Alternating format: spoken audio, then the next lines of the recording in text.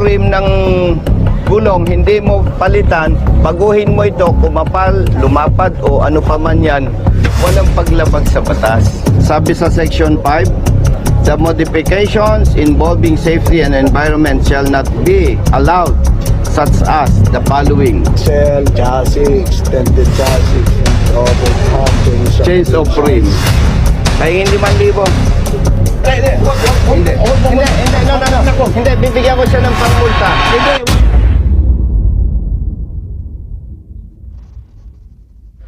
Ikaw yung may ticket na pero hindi pa natubos. Opo, 20 naman. Nasaan? Alin daw ang hindi pwede dyan? Ito daw po, papalitan daw dapat po 80-80. Yung kanyang rim, base sa specs ng ganitong motorsiklo, Suzuki Raider, okay yung size niya. Yes po. Ang sinasabi ng humuli, dapat palitan yung goma. Ang sabi ay Papalitan daw po ng 80-80 po. 80-80. Sa mga riders, makinig kayo ha. Nandito tayo para yung mali ay maitama at wag nang maulit pa. Okay? Yung ibang kausap ko kahapon, uunahin ko lang itong estudyante dahil ito ay scholar. Matataas ang grades, baka bumagsak ka, ano brother? Di gano'n naman talaga. Tama naman po yan. Sige, let's go. Dala niya rin yung motor niya ngayon. Asan ang motor mo? Sige. Oh, tinagbayran. Pag-share na mo. Nagitagtag na mo siya. Yung iba, mamaya ko kausapin ha. Last 9. Yung rim, hindi mo binago, no? Exam po namin. Yung goma ang gusto nilang babaguhin mo. Sabi nilang bawal po. Tama. Oo. Kapareho nung kay brother, nung estudyante. Ang kino-question sa'yo yung goma. Kasi, nabanggit ko na kanina eh. Yung rim, bawal kang magpalit. Kung 17, 17. Pag ginawa mo 16 or 18, may paglabag ka. Pero kung 17 ang rim, yung gulong mo, pinalitan mo. Yung goma, wala kang paglabag, sabi ng department order. Kaya itatanong natin sa hepe ng LTO dito, ano ang basihan nila para pagmultahin ang mga riders dito sa South Cotabato. Okay? So punta tayo doon kay Chief. Riders lang sir or kahit na... Kahit anong sasakyan, Halimbawa sir, yung ginawang classic na mga ganun, maraming ganyan. kahit anong sasakyan, may kotse ka. Ang specs ng iyong kotse ay 14. Dapat masunod. Pwedeng 14. Pero merong goma na bahagyang manipis, tapos malapad, walang paglabag doon. Ang pinag-uusapan lang yung rim. Okay? Rim lamang, rim. Naranasan ito sir, kung ang rim hindi namin pinalitan. Yung guma, yung parang hindi siya mabigat na 250. Huli. Walang problema doon. Ang pinag-uusapan lang, rim. Sabi ng department order. Kaya itatanong natin sa district officer ng LTO, anong basihan para hulihin at pagmultahin ang mga riders. Kinakuntagan, kinahanglan 300 yun. Oo, okay? Oo. Let's go. Brother, saan? Good morning. Brother. Follower ako sir, follower. Thank you, sir. Yung ibang may problema, unahin ko lang itong sa kapatid natin ha. Unahin lang natin to.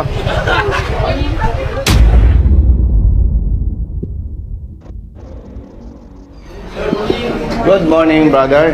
Muslim brother? Yes. Sir, pasok po kayo. Thank you lang. Ma'am, good morning.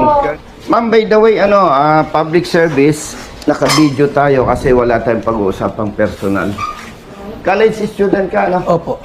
Nahuli, ma'am, itong rider. Kailan po yan, sir? May petsa dito, September 10, 2025. Sino po ba itong enforcer mo na ito? Pwede natin ma-check sa law enforcement, sir? Ma'am, pakisabi, isama natin yung iyon chief. Ma'am, with all due respect, I suggest yung chief ng law enforcement mo, puntahan natin yung motor para mas madali mag-explain. Yes. Opo. Ito yung chief Brother, sa law enforcement. ikaw ang chief ng law enforcement? Naalarma kami, brother. Ang daming complaint sa LTO Jensen. Wednesday. Nandyan yung motorsiklo ng mga riders na nahuli ng enforcer ninyo. Nakakaawa, yung isa dyan, estudyante. Yan, sino enforcer? Idol Jill TV. Tapos gikuan niya, Kalayo pa. nag-reaction dito. Mega ball? Chief, punta natin yung motor para actual ko ma-explain. Dalahin natin to. Tama. Good morning, kuya. Huwag mo binubula, agang-aga, kuya. Mas gwapo ka, alam ko. Nung bata ka pa, may bubulong ako sa'yo. Babaero. Tawas. Oh, grabe ka naman. Good morning. Kuya, good morning. Saludo kong po, sir. Ay, okay. Salamat po. Ingat, kuya. Okay.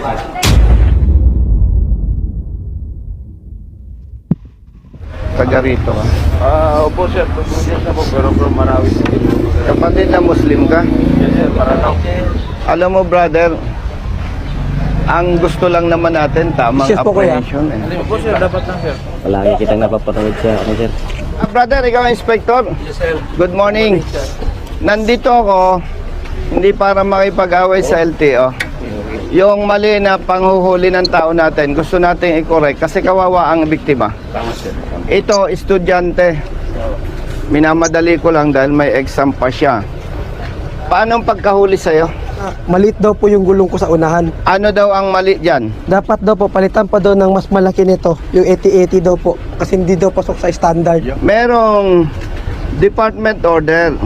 Ang subject, Harmonization of Motor Vehicle Classifications of LTO and LTFRB. Under Section 5, Guidelines and Requirements in the Classification and or Registration of Modified Motor Vehicles. Sinasabi po sa 5.2, the modifications involving safety and environment shall not be allowed such as the following. 5.2.1 axle modification, 5.2.2 chassis modification, 5.2.3 extended chassis or body, 5.2.4 additional sidings of dump trucks, 5.2.5 extended overhang, and 5.2.6 change of rim size. Ito hindi nagpalit ng rim. Ibig sabihin, hindi pinagbabawal ng batas. Ang pinagbabawal ng batas, pag nagpalit ka ng rim, nagpalit ka ng goma, pit sa rim, walang violation. Sir, dyan po yung Assistant Regional Director natin sir. Yan. Chief, good morning. Again, kita tayo dun sa Congress. Salamat. Ganito ay RD. Yes. Una sa lahat, hindi natin pwedeng ipagtanggol yung mali. Tama. Ang gusto lang po natin ARD, tamang apprehension. Kasi katulad nito, estudyante, ang multa 5,000. Kawawa naman. Ang pinagbabawal ARD, magpalit ka ng rim. Pero kung yung rim ng gulong hindi mo palitan, baguhin mo ito, kumapal, lumapad o ano pa man yan, walang paglabag sa batas. Nandito yung ticket nitong estudyante. Nilagyan mo ng under protest, naka-under protest ka. Pag kayo hindi kontento sa paghuli ng ating mga law enforcers at saka traffic enforcers, lagyan nyo dito under protest. Kasi karapatan nyo yan. ARD, Yeah. hindi natin pwede ARD na asahan na lahat ng mga motorista marunong. Dapat ang unang marunong po, enforcer natin. Meron dito ARD, kapareho ng sitwasyon, ang motor niya, yan oh. Pareho lang ang rim, hinuli din siya, Anong violation? pareho din, modified tire. Ang multa 5,000. Yes. Pero hindi ko alam ARD, sino sa office ninyo ang nag-advise na magawa ng affidavit of mechanic. Pag binasa po natin yung affidavit niya, walang ipinag-usapan na gina-justify yung sinasabing violation. ang sinasabi dito, hindi niya kayang bayaran yung 5,000. Ibig sabihin, kung punto por punto, hindi ito valid ang justification. Tama po, sir. Tama po? Yes, sir. Pinagbayad siya ARD ng 2,000 lang without valid justification. Ang hinahabol namin dito on behalf of the rider, kung tama ang huli, huwag nating bigyan ng consideration. The problem is, mali ang huli, pinagmulta pa ng 2,000. Yan ang ebidensya.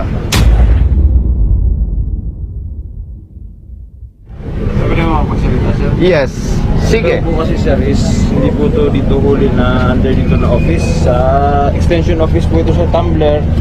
Tsaka ito po kasi, kaya po nagtaka kasi hindi po ako nag-require ng affidavit. Sige. of mechanic. May tanong ako sa iyo, brother, saan ka nagmulta? Extension Tumblr po. Hindi dito. Hindi po dito. Considering na technically under ninyo, showing the proof na may mali sa apprehension. Dito kasi kapareho nito eh. Makakapag-decide ba tayo IRD about this concern? O doon na lang kami pupunta? O sige. Hindi na ang jurisdiction. O sige. Brother, pupunta tayo doon sa kabilang office. Ito lang estudyante ang ayusin natin. Modified tire, sir, ang tinigyan na violation. Modified tire. And ARD, Yes, sir. Napalitan na siguro, sir, pero ang stand kasi ni sir is dapat ang violation is if ang rim ang pinalitan. yes. Kasi kambihan na mo, wala pa. Ang tire po? Opo, kasi mahigit 1 taon na sa akin yung motor, sir. Hindi, pagkaanda ko pa. Hindi po. Kano sa mga ganda pa? Itong 10. Pizza Jess. Hindi, murag daan lagi niya. Dili kay bago kong ilis Baka ng tire. gusto ninyo Tagalogin. Tagalog po, sir. ARD, baka gusto mo Tagalogin. Ah, hindi, I mean po, ganito po yun. Hindi nyo pinalitan. Hindi pa po. Kasi yung Tama na lagi pagpapalit ko po ng tire ngayon, 3 araw before, dun po ako nahuli. Kaya nga, so, Dahil matagal ako sa PNP, alam ko agad yung nagsisinungaling at hindi. Ngayon, ipagpalagay natin, baka nagsisinungaling siya. yes. Nasaan ang iyong enforcer? Nasa regional At yung office. enforcer ninyo, dapat papanigan natin, provided may maipakita siyang picture. Ganito kasi sa protocol natin, if you will, kumbaga Pag-under protest, protest. you have to make a position paper that you are correct. Citing all your, kumbaga, yung ebidensya mo na ikaw ay tama. The burden of proof lies on you. No, excuse me, ARD. Kasi ang nag-aakusa dyan, enforcer mo. Hindi, ngayon, nandito na tapos na yung ito, tama, tama ito. Yun nga po, Pwede. pwede. Balik ka dito, yung ating officer, yung naghuli sa iyo, si Migabon, nandun. Baka may picture rin siya. Na Tama po, tama po. Yung gulong mo. Pahingin 5,000. Ang flight ko ngayon, afternoon. Hindi, wag Hindi, mo muna. no. Wag na ko. Hindi, bibigyan ko siya ng pangmulta. Hindi, wag na. Ibigay mo lang sa kanya, babayaran mo na, ibigay mo Siya na na lang para magmulta. pang-tuition. Ako nang bahala sa multa. Bigyan mo na lang siya na, pang-tuition. O, waka mo. By the way, naiintindihan ko si ARD. Ako bahala. Ha? Kung lalabas na siya ay magiginig lang sa akin, bias naman. Yes. Oo. Ito lang pakiusap ko, ARD. Once na walang may pakitang picture ang enforcer mo, showing na ang rim ay napalitan. Hindi ang rim. Hindi. Oh, may violation siya kung nagpalit ng rim, ARD. Tama. Kaya yun lang ang dapat may pakita ng enforcer mo. Yeah. There are interpretation under 4136. Ito nga, ang gulong kasi, kung as perceived, kasali ng rim. Babasahin ko na lang kay ARD. Yeah. Ano to, department order? Sabi sa section 5, the modifications involving safety and environment shall not be allowed, such as the following. Yan. Axle, chassis, extended overhand, Change of rim. Modification man ba? Rim size lang ang tinukoy, ARD. Kasi po, pwedeng kung akin ito, pwedeng palitan ko ito kung anong gusto ko. Medyo malapad, medyo mataas. Kasi ang ipinagbabawal lang, ito, hindi ko pwedeng palitan.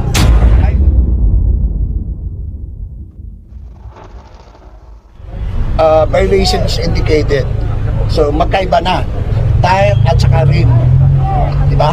Nakalagay modified tire. Modified tire lang po yung tinita sa akin. Kaya nga, hindi rim. Hindi po. Oh, so meaning kung babasahin natin itong MO order at saka versus sa itong nilagay, magkaiba. Opo. So that will be settled kasi on our part, siyempre, it is considered upon the legal orders.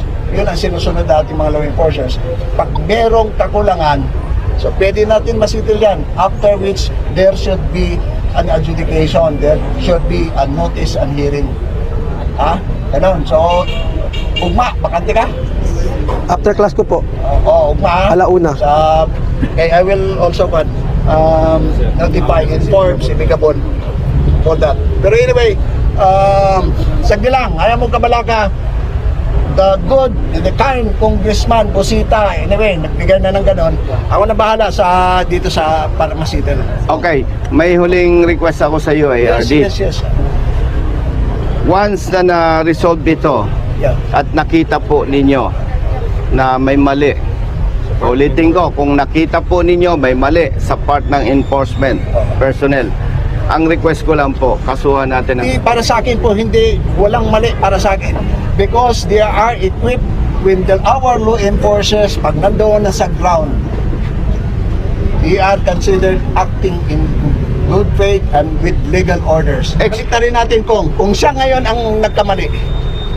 Mananagot siya. Oh.